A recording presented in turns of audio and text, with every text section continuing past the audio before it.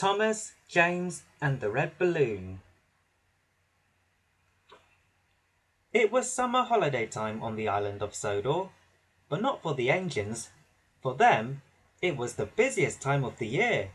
They worked hard, carrying holiday makers all over the island.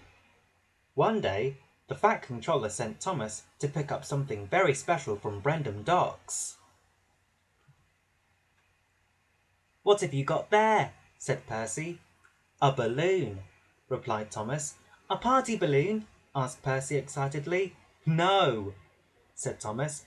"This is a very special balloon." He chuffed away, leaving Percy feeling very curious indeed.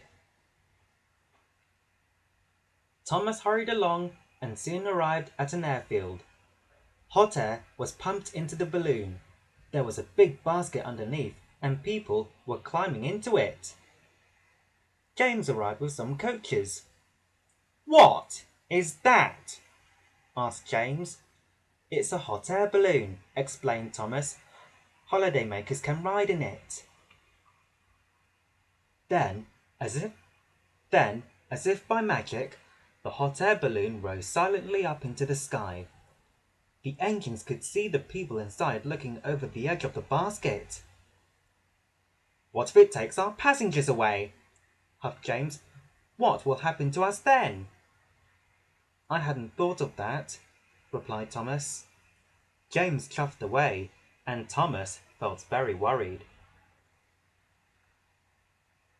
The balloon could be seen by everyone on the island of Sodor. Donald gazed at it for so long, he nearly ran into the back of Douglas. "It's a floating basket with people in it!" exclaimed Donald. "Whatever will they dream up next?" said Douglas. James and Thomas were waiting at a level crossing for Bertie to cross the line. Thomas was still worrying about the balloon. "It does look nice," said Thomas, but what if it takes all our passengers?"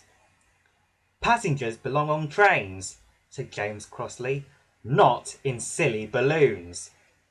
Then something big and round and red drifted straight towards them. "We're out of hot air!" cried a voice.